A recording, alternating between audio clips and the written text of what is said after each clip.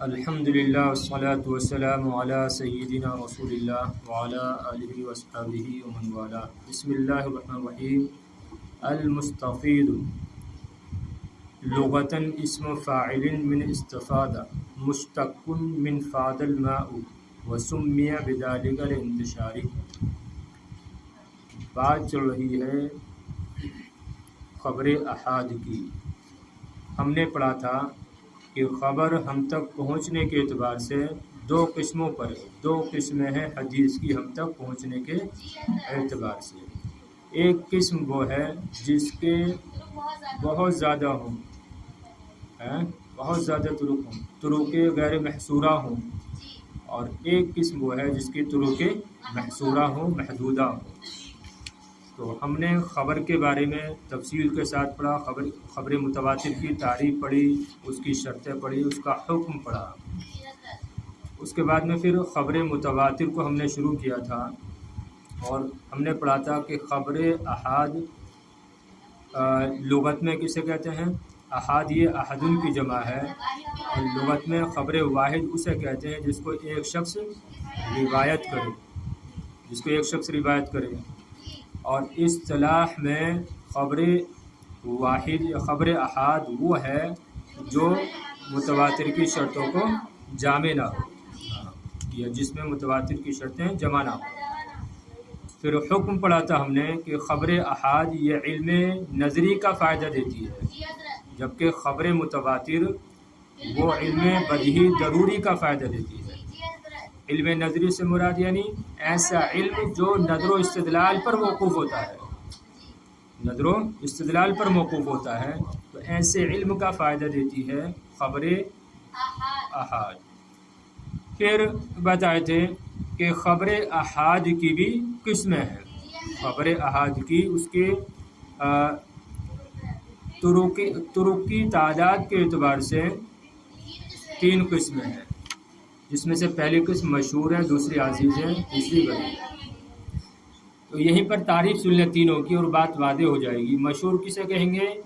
مشہور وہ حدیث ہے جس کے ہر طبقے میں 3 راوی ہوں یا 3 سے زائد ہیں. مشہور وہ حدیث ہے جس کے ہر طبقے میں 3 راوی ہوں یا 3 سے زائد ہوں، لیکن وہ زائد تواتر کی حد کو نہ پہنچے ہوں. اور خبر عزیز کیا ہے؟ خبر عزیز وہ حدیث ہے کہ جس کے ہر طبقے میں 2 راوی ہوں، اور خبر غریب وہ ہے کہ جس کے ہر طبقے میں 1 راوی ہو. صحیح ہے نا؟ ہاں، یعنی صحابہ سے ہم تک پہنچنے تک اس میں اگر 3 یا 3 سے زائد راوی ہیں تو اس کو کیا کہیں گے؟ مشہور. یعنی زائد ہو جائیں لیکن 3 سے کم نہ ہو پائے. اسی طرح عزیز کس کو کہیں گے؟ جس کے ہر طبقے میں کم سے کم 2 راوی رہے ہوں. اب کم سے کم 2 رہے ہوں، زائد چاہے کتنے بھی ہو جائیں لیکن تواتر کی حد کو نہ پہنچے، کم نہیں ہونے چاہیے 2 سے، تو اس کو عزیز کہیں گے. اور وہ حدیث کہ جس کے ہر طبقے میں صحابہ سے لے کر مصنف تک، جو کتاب کے مصنف ہیں جو لکھ رہے ہیں اپنی کتاب میں، ان تک اگر 1 راوی ہے ہر طبقے میں تو اس کو کیا کہیں گے؟ غریب کہیں گے. اب چاہے بھلے ہی کسی طبقے میں جو ہے زیادہ ہو جائیں لیکن 1 سے کم نہیں ہونے چاہیے، تو اس کو غریب کہیں گے. تو دیکھیے مشہور کے بارے میں ہم نے پڑھا تھا. مشہور اصطلاح میں کسے کہتے ہیں؟ جسے وہ حدیث جسے 3 یا 3 سے زائد راوی روایت کریں ہر طبقے میں، جب تک کہ وہ تواتر کی حد کو نہ پہنچے. اس کی مثال بھی پڑھی تھی. اس کی مثال ہے ان اللہ لا یقبض العلم انتزاعا ينتزعه. المستفید، اصل میں بعض لوگ مشہور کے ساتھ مستفید کو بھی بیان کرتے ہیں. بعض محدثین مشہور کے ساتھ مستفید کو بھی بیان کرتے ہیں.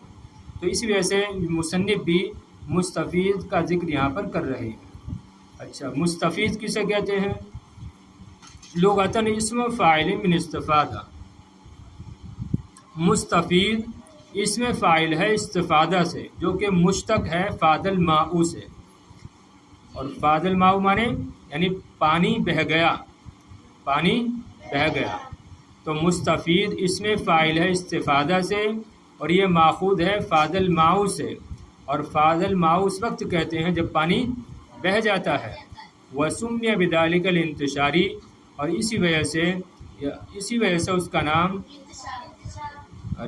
وسمی بذالک الانتشاری، اور اس کا نام مستفید رکھا گیا اس کے منتشر ہونے کی وجہ سے، اس کے پھیلنے کی وجہ سے۔ جیسے پانی پھیل جاتا ہے نا، پانی پھیل جاتا ہے، ویسے ہی حدیث بھی کیا ہو جاتی ہے؟ پھیل جاتی ہے۔ کوئی حدیث پھیل جاتی ہے تو اس کو کیا کہتے ہیں؟ مستفید کہتے ہیں، مستفید کہتے ہیں، صحیح ہے؟ تو مستفید لغتاً اس میں فاعل ہے استفادہ سے، جو کہ مشتق ہے فاض الماء سے، یعنی پانی بہنے سے۔ وسمی بذالک الانتشاری، اور مستفید کو مستفید کہتے ہیں اس کے منتشر اور اس کے پھیلنے کی وجہ سے۔ اصطلاحاً اختلف فی تعریفی علی ثلاثۃ اقوال وہی، اختلاف کیا گیا ہے اس کی تعریف میں 3 اقوال پر، یعنی اس کی تعریف میں 3 اقوال ہیں۔ مستفید کی تعریف کیا ہے اس بارے میں 3 اقوال ہیں، اور وہ کیا ہیں؟ ہوا مرادف للمشہور، پہلا قول یہ ہے کہ مستفید مشہور کے مرادف ہے، یعنی جو مشہور ہے وہی مستفید ہے، جو مستفید ہے وہی مشہور ہے۔ اور مشہور کیا ہے؟ مشہور کہتے ہیں وہ حدیث جس کو 3 یا 3 سے زائد راوی روایت کریں ہر طبقے میں، جب تک کہ وہ تواتر کی حد کو نہ پہنچے ہو۔ اور تو مستفید بھی پھر وہی ہوئی، کہہ رہے نا ہوا مرادف للمشہور، کہ مستفید وہ ہے جو مشہور کے مرادف ہے۔ تو ایک قول ہو گیا۔ دوسرا قول کیا ہے؟ ہوا اخص منہ لأنه يشترط في المستفید ان يستوى طرفا اسناده ولا يشترط ذلك في المشہور۔ دوسرا قول یہ ہے کہ مستفید مشہور سے اخص ہے، خاص ہے، مستفید مشہور سے خاص ہے۔ کیسے؟ اس لیے کہ مستفید میں یہ شرط لگائی جاتی ہے کہ اس کی سند کے دونوں کنارے برابر ہوں۔ ان یستویا طرفا اسنادی، طرفا یہ تثنیہ ہے، اصل میں کیا تھا؟ طرفان، جب اس کی اضافت ہوئی اسناد کی طرف تو نون گر گیا، تو ان یستویا طرفا اسنادی، کہ اس کی اسناد کے دونوں طرف دونوں کنارے برابر ہوں۔ ولا یشترط ذلک فی المشہور، اور یہ شرط نہیں لگائی جاتی ہے مشہور میں، اور مشہور میں یہ شرط نہیں لگائی جاتی ہے۔ پھر دیکھیے دوسرا قول کیا ہے کہ مستفید مشہور سے اخص ہے، خاص ہے۔ کیوں؟ اس لیے کہ مشہور میں شرط اس لیے کہ مستفید میں شرط لگائی جاتی ہے کہ اس کی سند کے دونوں کنارے برابر ہوں، اور مشہور میں شرط نہیں لگائی جاتی۔ مطلب کیا ہوا؟ یعنی طرف صحابہ میں بھی 3 راوی ہوں، اور اسی طریقے سے یعنی 3 برابر ہوں، چاہے تو یعنی 3 سے زائد ہو، 3 ہو یا 3 سے زائد ہو۔ اسی طریقے سے مصنف سے پہلے تک، مصنف نے جن سے حدیث لی ہے اس طبقے میں بھی کم سے کم 3 راوی ہوں، یعنی جتنے اوپر ہوں اتنے ہی نیچے ہوں، جتنے طرف اعلیٰ میں ہوں اتنے ہی طرف اسفل میں ہوں۔ بات سمجھ رہی ہو؟ مثلا صحابہ سے لینے میں 3 راوی طرف اعلیٰ میں ہے، اسی طریقے سے طرف اسفل کہتے ہیں مصنف جدھر ہوتے ہیں، جیسے امام بخاری ہے۔ تو اب امام بخاری نے جن راویوں سے، جن محدثین سے حدیث بولی ہے، اس میں بھی مثلا 3 راوی ہو، اس طبقے میں کم سے کم 3 راوی ہو، یعنی جیسے اوپر 3 ہو ویسے ہی نیچے 3 ہو، یا اوپر جیسے 4 ہو تو نیچے بھی 4 ہونے چاہیے، دونوں طرف دونوں کنارے برابر ہونے چاہیے۔ جبکہ مشہور میں ایسا نہیں ہے، مشہور میں کیا ہے؟ 3 یعنی 3 ہو یا 3 سے زائد ہو۔ اب یہ ضروری نہیں ہے کہ طرف اعلیٰ میں 3 ہوں تو طرف اسفل میں بھی 3 ہو، ایسا ضروری نہیں ہے. ایسا ہو سکتا ہے کہ طرف اعلیٰ میں 4 ہوں 5 ہوں اور طرف اسفل میں کیا ہوں 3 ہوں یا 3 ہوں یا 4 ہوں یا 8 ہوں 9 ہوں، ایسا ہو سکتا ہے. ہاں کم زیادہ ہو سکتے ہیں طرف اعلیٰ اور طرف اسفل میں، سمجھ رہی ہو نا. جبکہ مستفید میں کیا کہتے ہیں کہ برابر ہونے چاہیے، دونوں کنارے برابر ہونے چاہیے. دیکھیے ارے جیسے آپ اور آسان کر لو، جیسے کسی بات کو بڑے آپس سے لینے میں 3 ہونی چاہیے، ویسے ہی مجھ سے بیان کرنے میں بھی کتنی ہونی چاہیے 3. اب بیچ میں چاہے وہ 4 ہو جائیں 6 ہو جائیں یا 7 ہو جائیں، لیکن آپس سے بھی 3 نے لیا ہو اور مجھ سے بھی آ کے 3 نے بیان کیا ہو. بات سمجھیے اس کو نہیں؟ ہاں یہ کیا ہے، اس کو کیا کہیں گے مستفید. تو پہلا قول یہ ہے کہ مستفید مشہور کے مرادف ہے. دوسرا قول یہ ہے کہ مستفید مشہور سے زیادہ خاص ہے. کیوں؟ اس لیے کہ مستفید میں یہ شرط رکھی گئی ہے، شرط لگائی جاتی ہے کہ اس کی سند کے دونوں کنارے برابر ہوں، اور مشہور میں اس بات کی شرط نہیں لگائی جاتی. تیسرا قول یہ ہے کہ ہوا عام مومن ہو، کہ مستفید مشہور سے عام ہے، زیادہ عام ہے. ای عکس القول الثانی، یعنی تیسرا قول دوسرے قول کا برعکس ہے. تیسرا قول دوسرے قول کا برعکس ہے، یعنی مشہور میں یہ شرط ہے کہ طرف اعلیٰ طرف اسفل میں راوی برابر ہوں، اور مستفید میں یہ شرط نہیں ہے. ٹھیک ہے، اسی کا برعکس ہے. بہرحال 3 قول ہو گئے. پھر دیکھیے مستفید لغتاً یہ اس میں فاعل ہے استفادہ سے، اور مشتق ہے فاد الماء سے، اور مستفید کو مستفید کہتے ہیں اس کے منتشر ہونے کی وجہ سے. اصطلاحاً اور محدثین کی اصطلاح میں مستفید کے بارے میں 3 قول ہیں. پہلا قول یہ ہے کہ مستفید یہ مشہور کے مرادف ہے. دوسرا قول یہ ہے کہ مستفید مشہور سے زیادہ خاص ہے، اس لیے کہ مستفید میں یہ شرط رکھی گئی ہے، یہ شرط لگائی جاتی ہے کہ اس کی سند کے دونوں طرف برابر ہو، اور مشہور میں یہ شرط نہیں لگائی جاتی. اور تیسرا قول یہ ہے کہ مستفید مشہور سے زیادہ عام ہے، یعنی دوسرے قول کا برعکس ہے. المشہور غیر الاصطلاحی، المشہور غیر الاصطلاحی. دیکھو ابھی تک مشہور اصطلاحی کی بات ہوئی تھی، اب یہاں سے مشہور غیر اصطلاحی کی بات کریں گے. توجہ ہے نا؟ ہاں بہت اچھی بات ہے، توجہ رکھیں. دیکھیے مشہور اصطلاحی کسے کہتے ہیں؟ جس کو 3 یا 3 سے زائد راوی روایت کریں ہر طبقے میں، جب تک کہ وہ تواتر کی حد کو نہ پہنچے. مشہور غیر اصطلاحی کہتے ہیں کہ جو زبانوں پر مشہور ہو.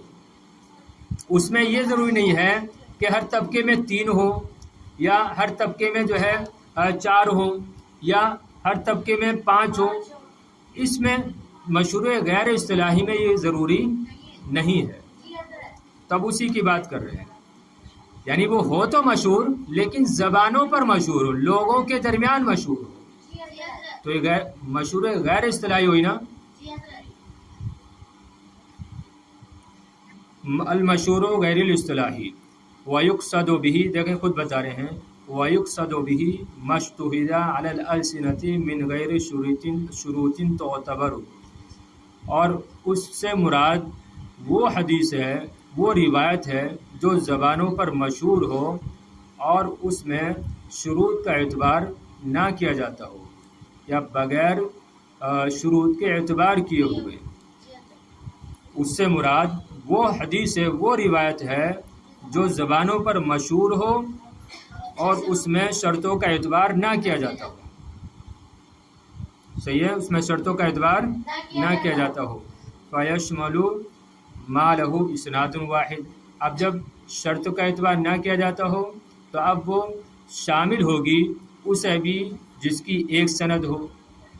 یعنی مشہور غیر اصطلاحی یہ شامل ہوگی اس حدیث کو بھی، اس روایت کو بھی جس کی صرف ایک سند ہو. اور وَمَا لَهُ أَكْثَرُ مِنْ إِسْنَاد، اور مشہور غیر اصطلاحی شامل ہوگی اس ابھی جس کی ایک سے زائد سندیں ہوں، اور وہ شامل ہوگی اس ابھی مالا یوجد ہو اسناد اصلا، کہ جس کی کوئی سند ہی نہ ہو. صحیح ہے نا؟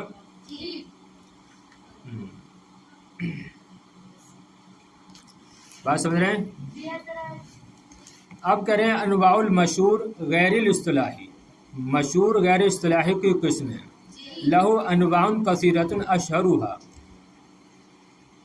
مشہور غیر اصطلاحی کی چند قسمیں ہیں، ان میں سے جو زیادہ مشہور ہیں وہ یہاں پر مصنف بیان کر رہے ہیں. دیکھیے کچھ حدیثیں وہ ہیں جو محدثین کے درمیان مشہور ہیں. مشہور بین اہل الحدیث خاصۃ. اہل حدیث سے مراد وہ نہیں جو آج کل کے اہل حدیث ہیں، سمجھ رہے ہیں؟ اہل حدیث سے مراد یہاں پر محدثین. تو مشہور غیر اصطلاحی کی ایک قسم وہ ہے کہ جو خاص طور پر محدثین کے درمیان مشہور ہو. وہ مثال ہو حدیث انس، اور اس کی مثال حضرت انس کی حدیث ہے. ان رسول اللہ صلی اللہ علیہ وسلم قانتا شہرن بعد الرکوع یدعو علی رعل و ذکوان، کہ نبی کریم علیہ السلام نے قانتا شہرن بعد الرکوع، کہ نبی کریم علیہ السلام نے رکوع کے بعد ایک مہینے تک دعائے قنوت پڑھی، جس میں نبی کریم علیہ السلام قبیلہ رعل اور ذکوان پر بددعا کرتے تھے، بددعا فرماتے تھے. نبی کریم علیہ السلام نے ایک مہینے تک رکوع کے بعد دعائے قنوت پڑھی اور اس میں آپ قبیلہ رعل اور ذکوان پر بددعا فرماتے تھے. بددعا کیوں فرماتے؟ اصل میں رعل اور ذکوان یہ وہی قبیلے ہیں کہ جنہوں نے صحابہ اکرام کو شہید کیا تھا. جو حفاظ صحابہ تھے کتنے تھے؟ تقریباً 1500 صحابہ. دھوکے سے ان لوگوں نے بلایا اور بلا کر جو ہم کو شہید کر ڈالا. تو اس پر نبی کریم علیہ السلام نے ان پر بددعا فرمائی. تو مشہور غیر اصطلاحی کی کئی قسمیں ہیں، ان میں سے جو مشہور ہیں وہ یہاں پر ہیں. پہلی قسم وہ مشہور جو خاص کر محدثین کے درمیان ہو. اس کی مثال حضرت انس کی حدیث ہے کہ نبی کریم علیہ السلام نے ایک مہینے تک رکوع کے بعد دعائے قنوت پڑھتے تھے، جس میں قبیلہ رعل اور ذکوان پر بددعا فرماتے. مشہور بین اہل الحدیث والعلماء والعوام. دوسری قسم مشہور غیر اصطلاحی کی وہ مشہور ہے جو محدثین، علماء اور عوام سب کے درمیان مشہور ہو.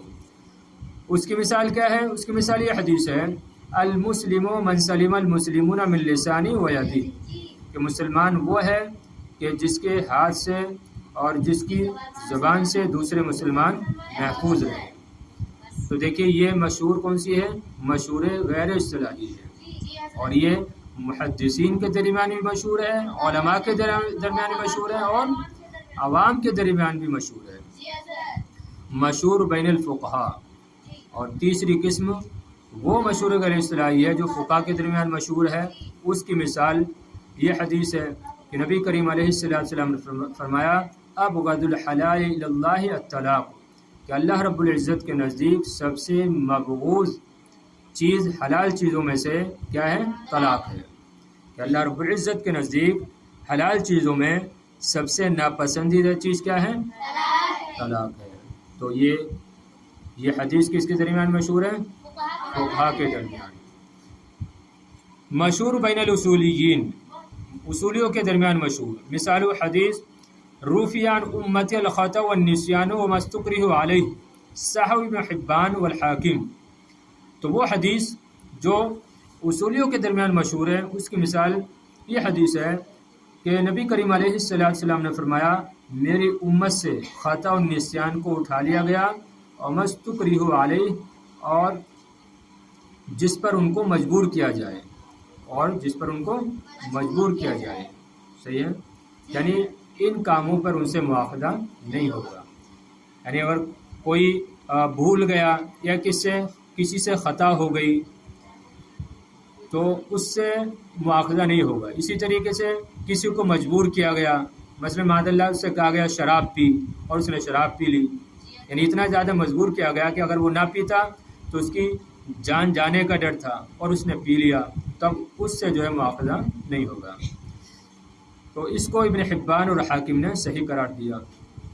मशहूर बैन नुहात, पांचवी किस्म वो हदीस जो नहवियों के दरमियान मशहूर है, उसकी मिसाल ये हदीस है कि नबी करीम अलैहिस्सलाम ने फरमाया निअमल अब्दु सुहैब लौ लम यखिफिल्लाह लम यासी ला असल लहू, कि सुहैब क्या ही बेहतरीन बंदा है, अगर वो अल्लाह से ना डरता तो उसकी नाफरमानी ना करता, अगर वो अल्लाह से डरता तो उसकी नाफरमानी ना करता। ला असल लहू, इसकी इस हदीस की कोई असल नहीं है, लेकिन है मशहूर ये भी। और किसके दरमियान मशहूर है? नावियों के दरमियान। मशहूर बैन आम्मा, आम लोगों के दरमियान जो मशहूर है, उसकी मिसाल वो हदीस है कि अल अजलतु बैन शैतान मिन शैतानी अखरजहु तिरमिज़ी व हसनहु, और इसकी तखरीज की है किसने? इमाम तिरमिज़ी, और इमाम तिरमिज़ी ने व हसनहु, इसको हसन करार दिया। तो अल अजलतु मिन शैतान, कि उजलत किसकी जानिब से है? शैतान की तरफ से है। तो ये मशहूर ये हदीस जो है आवाम के दरमियान मशहूर है, तो ये मशहूर गैर इस्तिलाही है, सही है ना। तो और कुछ ऐसी बातें हैं जिनकी कोई सनदी नहीं है। अभी जैसे एक तो ये बताया निअमल अब्दु सुहैबुन लौ लम यखिफिल्लाह लम यासिही, कि इसकी कोई असल नहीं है, लेकिन क्या है? नहवियों के दरमियान मशहूर है। इसी तरीके से बाद लोग क्या कहते हैं कि मछली खाने के बाद दूध नहीं पीना चाहिए, है कि हदीस अल्लाह के रसूल ने मना फरमाया। सुना कि नहीं सुना है? जबकि हदीस नहीं है ये हदीस नहीं है, इसकी कोई असली नहीं है, सही है ना। हाँ पी सकते हैं।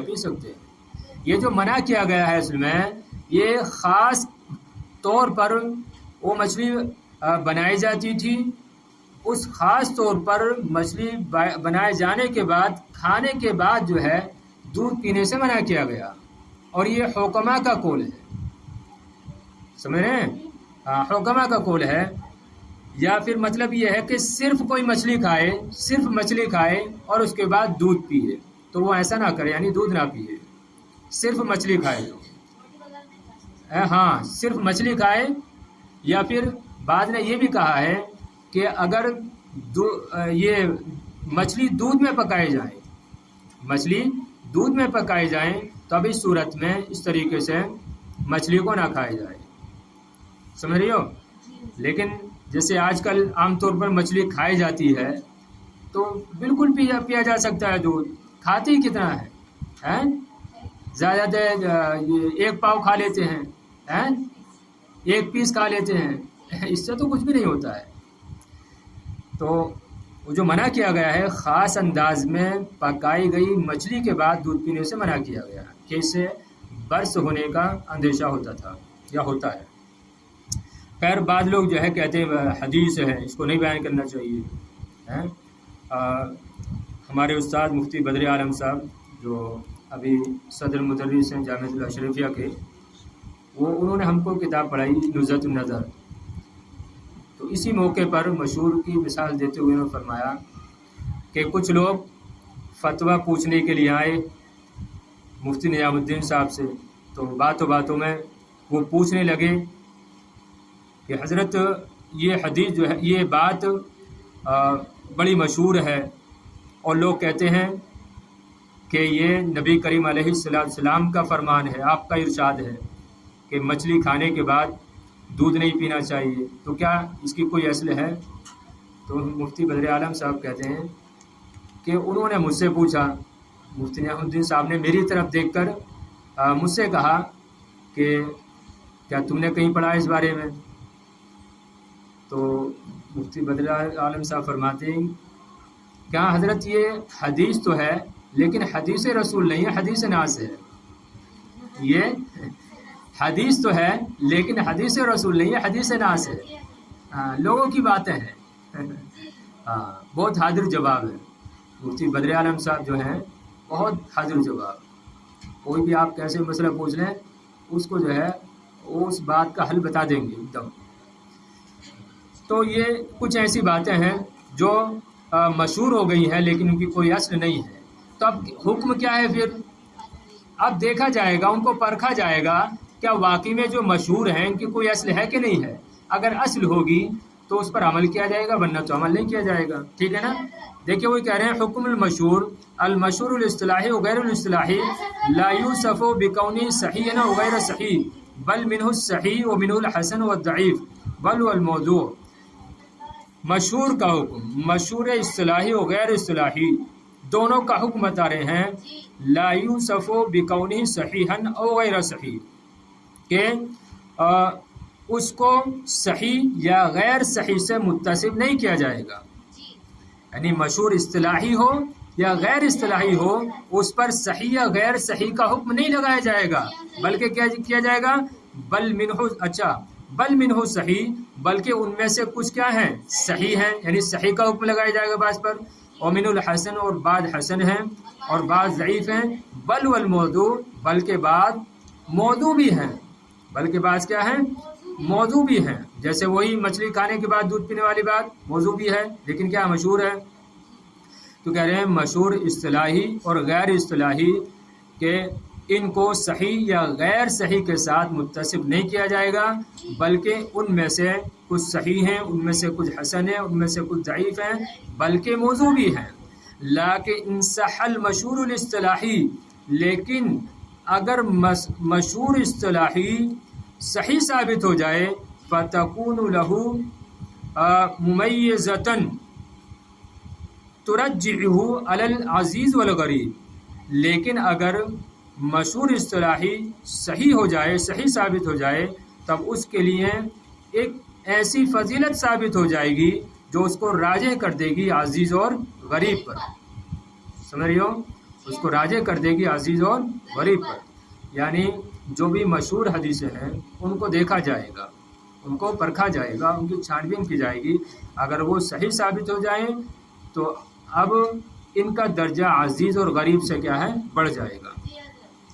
لیکن اگر مشہور اصطلاحی صحیح ثابت ہو جائے تو اس کے لیے ایسی فضیلت ثابت ہو جائے گی ترجحہ، جو اس کو راجح کر دے گی عزیز اور غریب پر۔ آخری بات، اشہر المصنفات فی، مشہور میں لکھی جانے والی مشہور کتابیں۔ مشہور کتابیں کون کون سی ہیں؟ المقاصد الحسنہ فیما اشتہر علی الالسنہ، دوسری کتاب ہے کشف الخفا و مزیل الالباس فیما اشتہر من الحدیث علی السنۃ الناس، تیسری کتاب ہے تمییز الطیب من الخبیث فیما یدور علی السنۃ الناس من الحدیث، پہلی کتاب ہے امام سخاوی کی، دوسری کتاب ہے امام عجلونی کی، اور تیسری کتاب ہے ابن طیبہ الشیبانی کی، ابن طیبہ شیبانی کی، صحیح ہے۔ اور ان کتابوں میں وہ مشہور حدیثیں ہیں جو مشہور علی الالسنہ ہیں۔ مصنفین نے، توجہ ہے نا، بس آخری بات، مصنفین نے ان مشہور حدیثوں کو جمع کرنے کا قصد نہیں کیا جو مشہور اصطلاحی ہے، بلکہ کن حدیثوں کو جمع کیا ہے جو مشہور علی الالسنہ ہے۔ دیکھیں جیسے کتابوں کے ناموں سے معلوم ہو رہا ہے کہ المقاصد الحسنہ فیما اشتہر علی الالسنہ، ٹھیک ہے، تو اس سے مراد کیا ہے، مشہور غیر اصطلاحی۔ تو علماء نے جتنی بھی کتابیں لکھی ہیں وہ مشہور غیر اصطلاحی میں لکھی ہیں، سمجھ رہے ہو۔ ترجمہ دیکھ لو اس کا بھی چاہو تو، المراد بالمصنفات فی الاحادیث المشہورہ، اور احادیث مشہورہ میں لکھی جانے والی مصنفات سے مراد وہ حدیثیں ہیں جو زبانوں پر مشہور ہیں، ولیس المشہور اصطلاحاً، اور وہ اور انہوں نے مشہور اصطلاحی کا قصد نہیں کیا۔ ومن هذه المصنفات، اور ان مصنفات میں سے یہ ہے المقاصد الحسنہ فیما اشتہر علی الالسنہ، امام سخاوی کی ہے، کشف الخفا و مزیل الالباس فیما اشتہر من الحدیث علی السنۃ الناس، امام عجلونی کی ہے، تمییز الطیب من الخبیث فیما یدور علی السنۃ الناس من الحدیث، یہ ابن طیبہ الشیبانی کی۔ هذا هو المرام واللہ ورسولہ اعلم بمراد الکلام۔